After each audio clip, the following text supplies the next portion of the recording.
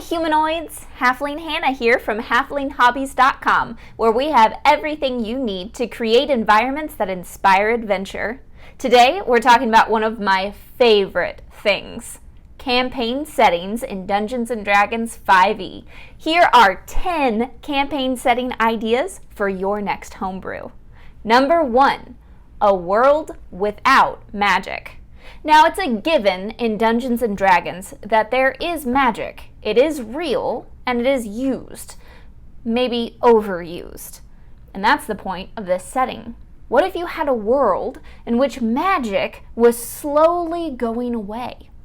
You can start out your campaign just like normal. Let everyone choose whatever class they want, including wizard or sorcerer, and then gradually over time, have the magic start to disappear. And your players have to find out why.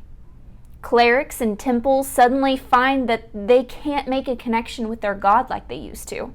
Wizards' spells don't materialize. And if they do, they're weakened, as if they're appearing through a veil. Even sorcerers' inner connection with the magical weave seems somehow distorted or even severed. Before losing connection with her followers, one of the gods manages to send a message.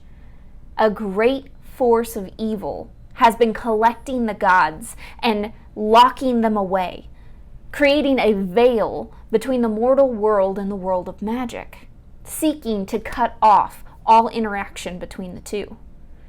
But who could save the gods? Well, as you guessed, it's your party. It's your party's job to find out why this is happening, how they can stop it, to free the gods and bring back the magic. As you can imagine, this would be kind of a challenging campaign, as players are pretty used to solving all of their problems with magic. Looking at you, warlocks. Eldritch Blast, Eldritch Blast, Eldritch Blast. Now suddenly, they're gonna have to go full muggle. They're going to have to figure out how to solve problems without magic. This can be a little bit challenging, but I guarantee it'll be a lot of fun too. This campaign setting also allows classes that wouldn't normally get to shine or be in the spotlight, such as monks, barbarians, and fighters, to have their moment in the sun. Suddenly, the campaign begins to revolve around them as the wizard's powers just aren't working anymore. This can be a really, really interesting campaign setting and storyline, and I highly recommend it. But you'll probably want to allow multi-classing. To have a character create a wizard that quickly becomes useless could be a little bit frustrating. That wizard's going to need to develop some other skills. So if you don't normally allow multi-classing, this might be the one campaign where you take that rule away.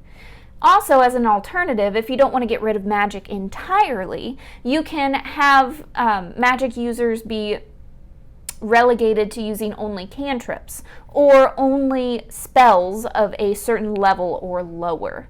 This would also do the same things, the same kind of idea of the magic being weakened or taken away without making those classes completely unplayable. Number 2, a post-apocalyptic world. I didn't say that very well. A post-apocalyptic world. A post-apocalyptic world. A post-apocalyptic world. A post-apocalyptic world. A post-apocalyptic world. Imagine any of the campaign stories, any of the done ones.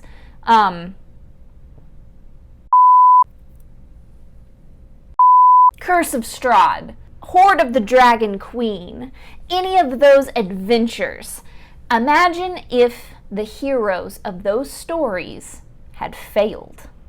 What would the world look like if it was overrun with giants that had no allegiances? What would it look like if Tiamat had succeeded and come back and subjugated all of the realms to the dragons? What would that world look like? That is the setting for your next campaign. Any of these settings could be really fun and exciting to play, as it's up to a whole new generation of heroes to set things right after they've gone horribly wrong, as opposed to just stopping them from going horribly wrong. It would be really interesting to see what a world would look like after one of these catastrophes actually happened, after a great evil had actually been unleashed. Now, this will take a little bit of planning on your part, because you're going to need to figure out a few things. First, you're going to need to figure out how the world would react. What would humans do if giants were overrunning everything? Would they hide in caves? Would they be pushed to near extinction? Would they create refugee cities and heavily fortify those, and people would be going to that area? What would humans do? Where would they be? And what would life look like for them? Guarantee it's going to look very different than most campaign settings. So what would their lives be like? And is there any safe place left? Those refugee cities? Or is it just an entire wasteland where people are surviving daily in small groups or on their own? And then how does your party know each other in this waste of a land? Are they slaves in the same giant's home? Or are they pilgrims heading to the refugee city together? Answering these questions will help create some limitations and some guidelines for the apocalyptic world. Whatever the reason for the apocalypse, I have to say, I love this idea of a survivor type game. I just think it would be really challenging and really fun. Number 3, nature's revenge. That's right, it's not all sunshine and flowers in this campaign setting. Nope, in this one, Mother Nature has had enough. Druids wage full-on wars against cities. Bears and wolves that normally would stick to their own in the woods have suddenly started coordinated attacks on settlements that are infringing on their territory. Nature and woods have begun to retaliate against expanding cities. All of nature has turned against the people, and now the people aren't quite sure what to do. This setting could be really interesting because you could have two sides at the same table. Players could choose to either be the druids, who are attempting to eliminate the cities and return the world to balance in nature, or they could be the humans, attempting to fight back against the druids in nature and seek peace and try and balance things without getting rid of civilization. Whichever side you choose, and it's up to you if you want to allow both sides at the table or not, this campaign setting could be really interesting. Number 4, a blighted world. So the other side of the whole nature campaign idea, what if nature is being corrupted? Forests that were normally peaceful and beautiful places are suddenly filled with twig, needle, and vine blights, and adder caps and giant spiders. This blight also affects animals, making them grow to extreme sizes and be far more aggressive than they normally would be. These animals are beginning to take over settlements. These woods are beginning to spread, and this blight is threatening to take over the entire world. People have begun to gather in cities to try and get away from this blight, but a lack of food and heavily populated area, meaning lots of diseases, are making cities really horrible places to be. Can your party find out the source of the blight and reverse it, returning the world back to peace and balance? Or is this simply a world without a cure and your party has to survive? That's up to you. Either way, that could be really fun. Number 5, a Viking Crusade. I want to do this so bad. Are you itching to get out on the high seas, but pirates are just a little too mundane for you? Why not try using the original gangsta of pirates, Vikings. If you're looking for an authentic feel, you could run a low magic campaign and just focus mainly on barbarian classes, fighter classes, and archers. Get on a boat and go start raiding villages. You know you want to. But if you want a more traditional Dungeons and Dragons style in a Vikings campaign, you can combine the two together. Using the Norse pantheon, just substitute those in for the D&D gods, and boom, you can have a magical Viking campaign. Thor can give the storm cleric his power. Freya can be the inspiration for the druids, and Loki can give arcane tricksters their deceptive magic. Really, the Norse pantheon works really well in Dungeons and Dragons, and this could be an excellent campaign setting for something off the beaten path, not quite the same, but still fantasy and really quite fun. If you're looking to run a Vikings campaign, then you're going to want to pick up one of these bad boys, the Sword Coast Adventurer's Guide. In here, it tells you all about how to fight on the high seas, gives you some lore at the high seas if you want to include that, but of course there is Viking lore as well that you can use, and it gives you some combat for while on the sea as well. Excellent guide if you're going to be running any high seas adventure. If you like the idea of an old world style campaign, but you're not so big on the Viking thing, then you might try doing a barbarian campaign.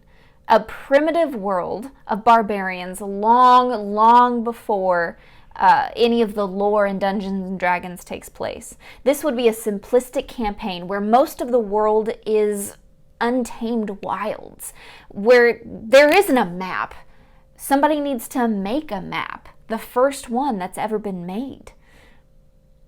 Gods are present but distant. This could even be before any of the gods have really introduced themselves, and perhaps the interaction with them is one of the first. This campaign setting would most likely be low magic. Probably wouldn't have any wizards because there's no real school to teach that kind of magic, but there could definitely still be clerics and druids and bards that get their inspiration from the gods, or sorcerers who find themselves innately drawn to the magical weave. So you could do either low or high magic. It's really up to you. Both still work. But it would be more primitive weapons, nothing with steel, so you're looking at a lot of stone, wood, and iron, and just a more primitive feel to everything. Everything is a fight. Everything is about survival, and slaying monsters is the primary source of glory. So it's really kind of a hack and slash game at that point. Not so much intrigue and mystery as go and kill the stuff and make a map, which some players and parties could really like and might be a fun campaign setting as well. How many was that? 1, 2, 3, 4, 5, 6. Number 7. A desert civilization campaign. Now, most campaigns take place in forests and mountains or cities, which, I have to admit, that's most of my campaigns. But what if your next campaign took place in the desert?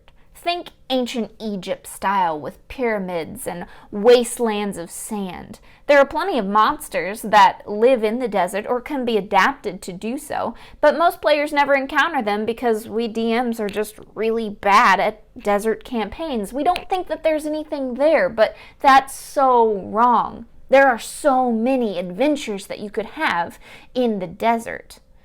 It could make a really cool campaign setting, or if you're not comfortable with running a full campaign in the desert, then you might try running just a couple of adventures or excursions there, just to feel out how your players like it and what you think. Number 8. Enough of the West. Let's go East. How about the Orient? Imagine ancient China, Japan, or Korea being in a world where there are ninjas and emperors and samurais. This would change literally everything about your campaign, from the food that you would have to describe and the building style and the hospitality and the politics. All of it would be different and new and exciting, and gosh, it just sounds so much fun. Your party could pull off a heist at the Festival of Lights, or they could go on a quest to find a golden dragon to give a cure to save the Emperor's family from a rare curse of the gods. Just let the flavor of the Orient sink into every inch of your campaign. Luckily, there are some resources to help with this, although they are written for 3E rules, so you'll have to do a little changing. But these rules do have lore and locations of the Orient. The two that I would recommend if you're looking to run an Orient campaign would be a PDF copy, which you can find online for free, of Oriental Adventures. It has classes like samurai and ninja and some other things in there that will definitely be helpful for a campaign run in the Orient. Again, it's 3E rules, but you can adapt it pretty easily. Mostly what you're looking for is the ideas to help you with the flavor of the campaign setting, not necessarily hard and fast rules. You can use 5E rules for this. The other one that I would recommend is the one that has all of the legends and lore, and it's called Karatur. Karatur. Karatur? Karatur. Character? Character. Karatur, the Eastern Realms. Now, this book is out of print, so if you're looking for a physical copy, it's going to run you about $98 online. But go to halflinghobbies.com because I found a link where you can purchase a digital copy for just $4.99. Again, go to halflinghobbies.com to find that link where you can get a copy of Karatur for just $4.99. Number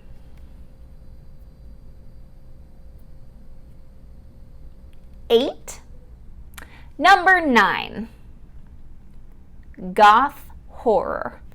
Okay, so maybe this is more of a style than it is an actual physical setting for your next campaign, but oh my gosh, how fun would it be? Just think over the top, dark and creepy. Mummy lords, night stalkers, and sulks. Woo, I just gave myself chills. This would be a campaign setting where the Shadowfell and the material plane have intersected. The veil has become so thin that ghosts and monsters from the Shadowfell can wander freely into the material plane. And places where this veil is especially thin have even driven people mad. I just think this would be super fun. If you run this campaign, I'd love to know how it goes. But if you're not comfortable going into a goth paradise every single week, then I think this would make an amazing mini campaign for the month of October leading up to Halloween. It's gonna be super fun. Let me know if you try it. And then number 10. If you're looking for a campaign setting that's already been done that you can just plug your story into and go, then I have to recommend Matt Mercer's Tal'Dorei. This resource gives you all of the lore, it gives you maps, it gives you cities, it gives you politics and politicians. All of it's already made for you. You just have to plug in your story and there you go. We're currently running a campaign using Tal'Dorei, and let me tell you, it is so much fun. I super enjoy it. You know, that's what this map is back here. Thanks, Critical Role. Love you. So I highly, highly recommend Tal'Dorei. If you need to pick up your own copy, make sure to head over to halflinghobbies.com. And if you're looking for more tips and tricks, crafts, and recipes to make your game night absolutely fantastic, then make sure you go to halflinghobbies.com, where we give you everything you need to create environments that inspire adventure. Until next time, may your game have advantage, my friends. Halfling Hannah here, signing out.